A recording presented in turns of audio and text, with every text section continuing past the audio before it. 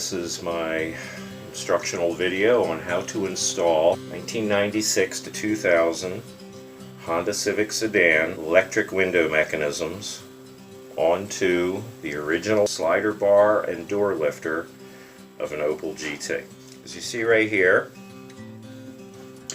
I have a passenger door regulator, lifter, and slider bar. Over here is a passenger door Honda Civic electric window mechanism and slider bar and door lifter. On hand crank applications, the hand crank is in front of the slider bar, but it appears that most electric windows have the motor trailing or rearwards of the slider bar. Now, we're not going to try to even use the Honda mechanism and slider bar because it's too long. The mounting is completely different. And I can show you that it's too long right here. Here I have the original door lifter and slider bar sitting in there in this driver's door. And you can see it's too long by a couple of inches. Now this is a passenger one. You would think, well, hey, why not put it over there?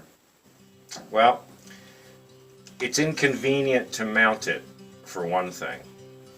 This is your door latch, and you don't want this motor interfering with your door latch handle assembly. So you mount them, the motor trailing. But it doesn't line up properly. You want to mount the motor right about here in this area. To do that, you're going to have to shorten the cable housings by about 3 inches.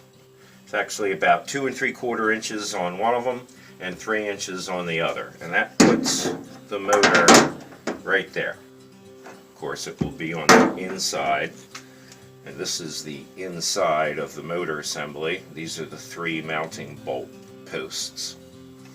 So you start the process by first removing the cable clamp.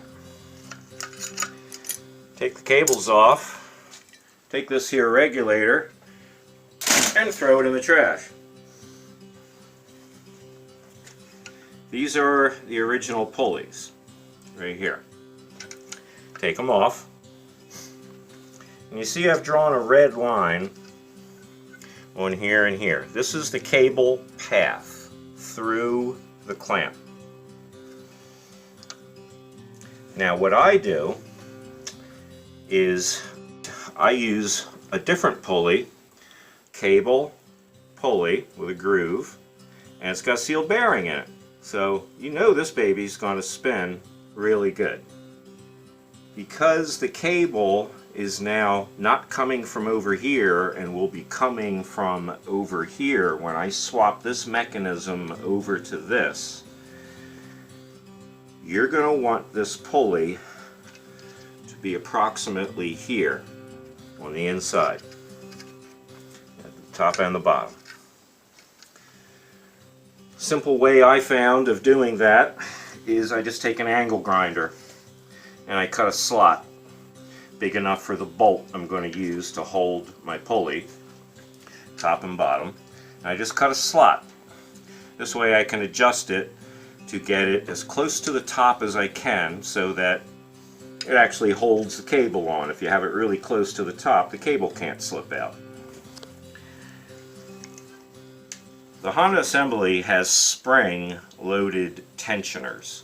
When these are decompressed, they expand almost 2 inches, each one of them. You do not want the cable to come loose and unwind on the cable spool inside. So you have to keep this thing under tension. What I've found is that forceps work really good. You grab the cable and you clamp it, top and bottom.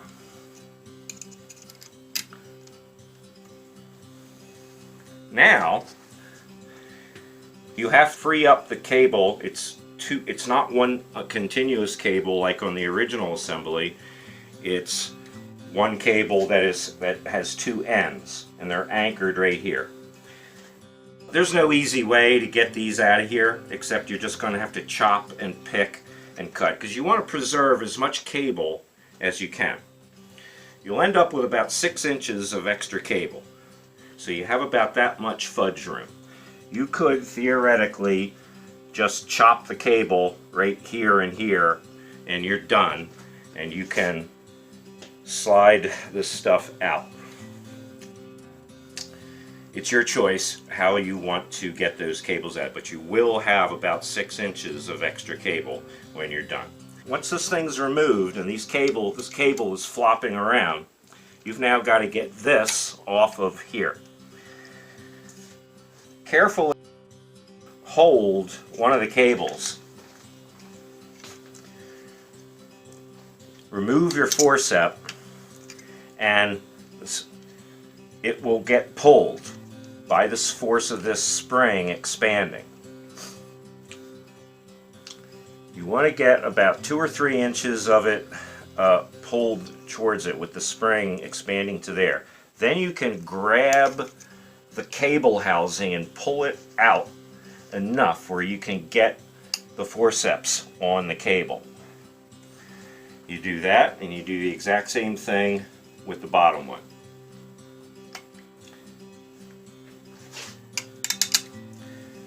One thing to note before you start: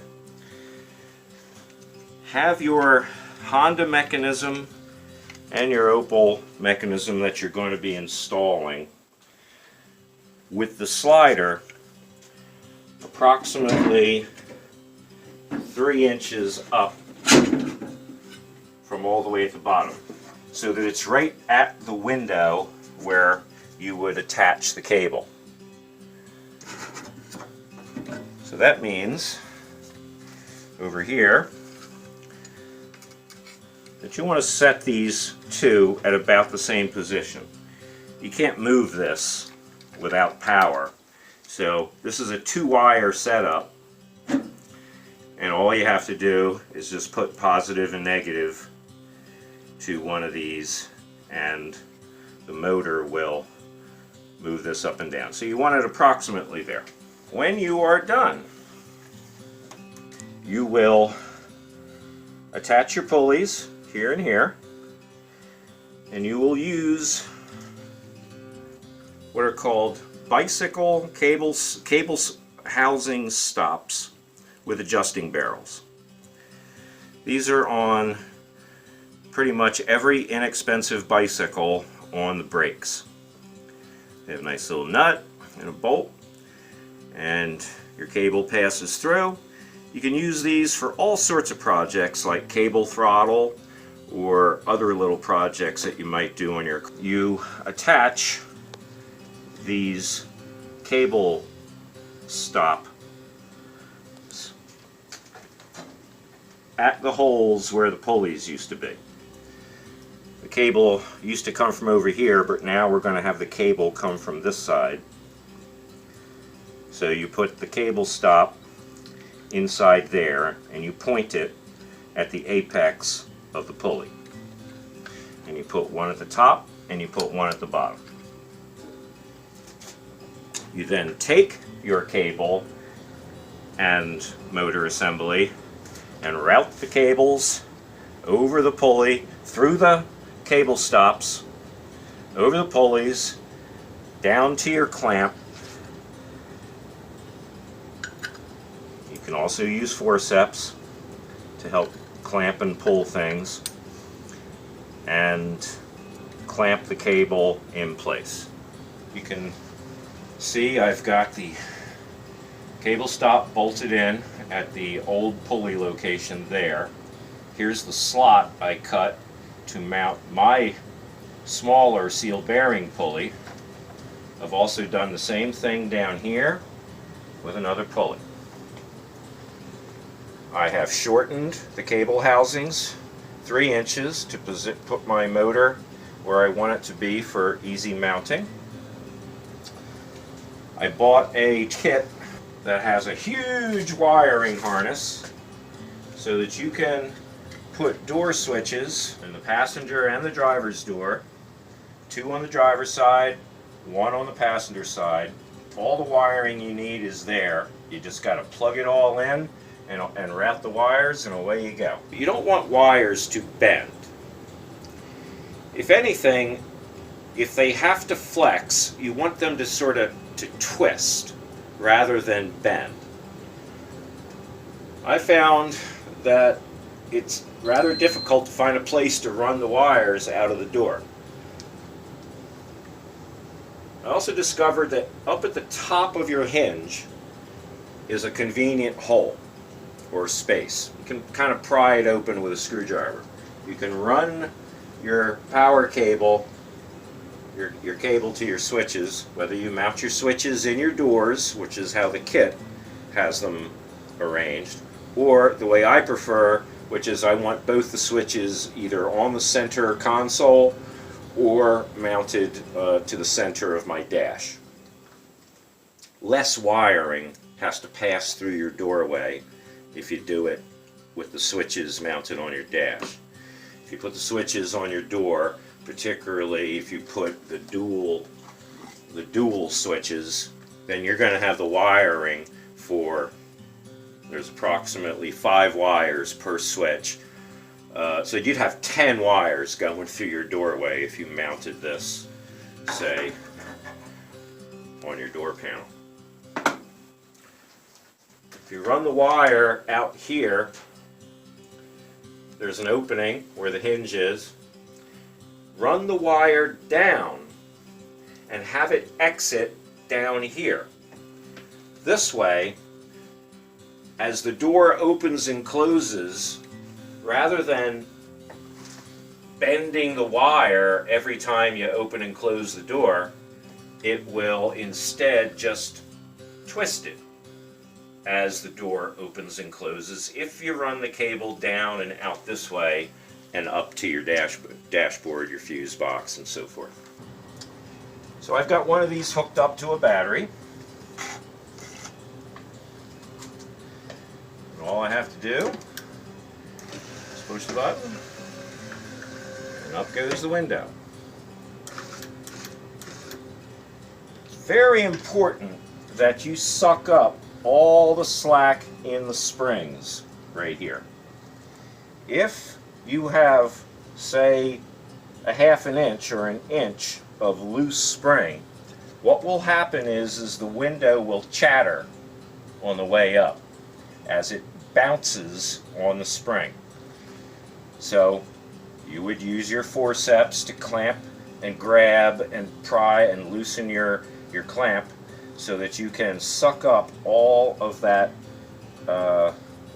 play in the cable.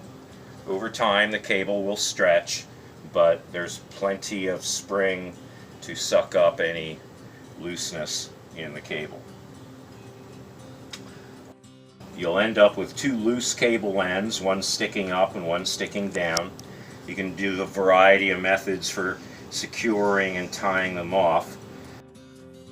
You've got about this much room to work with before they'll start to interfere or get into the pulley. I folded them over and I used some wire ties to keep them out of the way. If you chose to, you could cut them off really short and put cable caps on the ends. But that's basically it. So I managed to do this whole thing in about 3 hours, and 2 to 3 hours for each door is reasonable, and you can just take the entire mechanism and drop it inside your door. All right, this is the inside of my really good car with a custom dashboard. Over here you can see that I ran the wiring out the bottom of the hinge into the side of the footwell. There's a chamber inside here, and I ran the wire down, and it exits right around here and then comes back up and goes behind the dashboard. This involves that point I made about you don't want the wire to bend at a right angle. You want to have it go down so that as the door opens and closes, the wire just rotates instead of bending. And as you can see,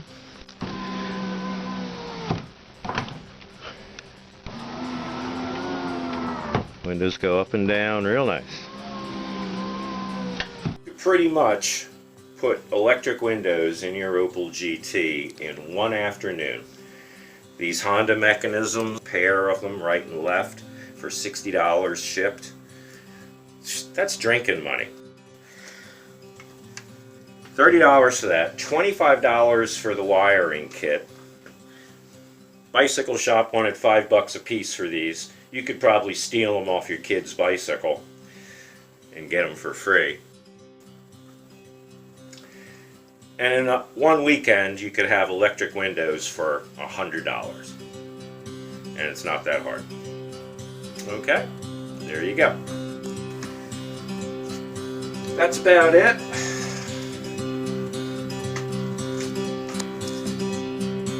I don't have anything more to say.